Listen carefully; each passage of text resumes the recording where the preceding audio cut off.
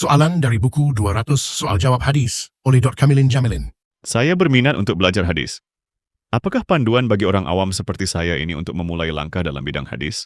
Selamat datang kepada pencinta hadis Nabi. Syukurilah anugerah yang Allah kurniakan kepada Anda, berupa perasaan cinta untuk mendalami dan mengenali peninggalan Nabi yang merupakan sumber syariat yang tertinggi.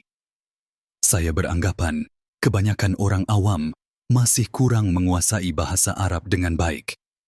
Jadi saya syorkan, mulailah dengan membaca penulisan dalam bahasa yang kita fahami, di samping mengasah kemahiran bahasa Arab Anda, kerana kebanyakan penulisan yang baik masih tidak diterjemahkan.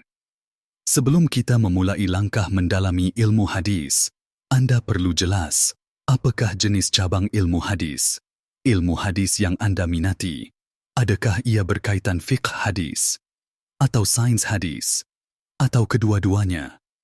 Saya bertanya sedemikian, kerana realiti ramai penuntut ilmu hadis yang cenderung minat mereka kepada salah satunya sahaja.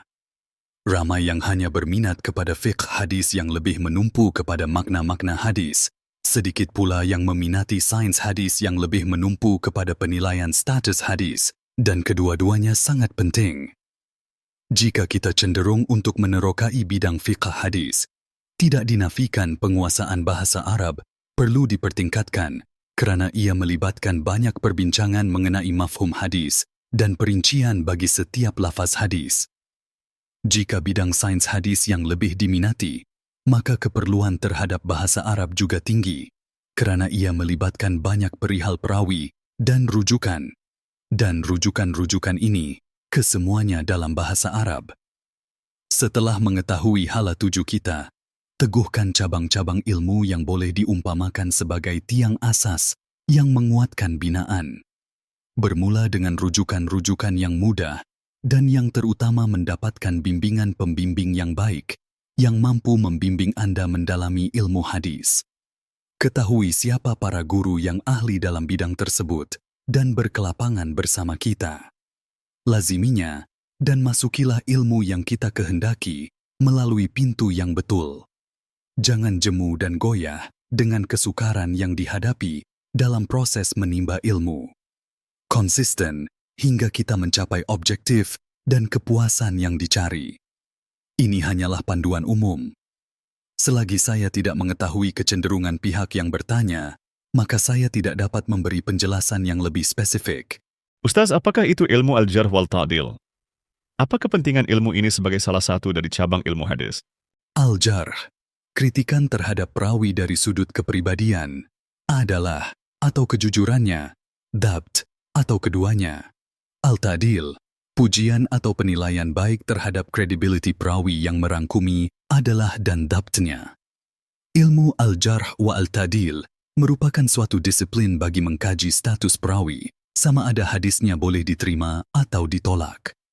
Objektif disiplin ulum al-hadith, sains hadis, ialah untuk memelihara kesucian hadis Nabi daripada sebarang penyelewengan. Penentuan suatu status hadis melibatkan dua komponen hadis, yaitu sanad dan matan. Kajian terhadap dua komponen ini melibatkan pelbagai cabang disiplin sains hadis. Perbahasan komponen matan melibatkan cabang ilmu hadis tertentu yang lebih spesifik.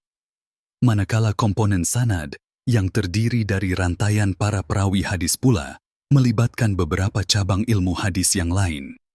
Salah satu dari kriteria hadis yang diterima ialah perawinya terpelihara dari sudut kepribadian dan kejujuran periwayatannya.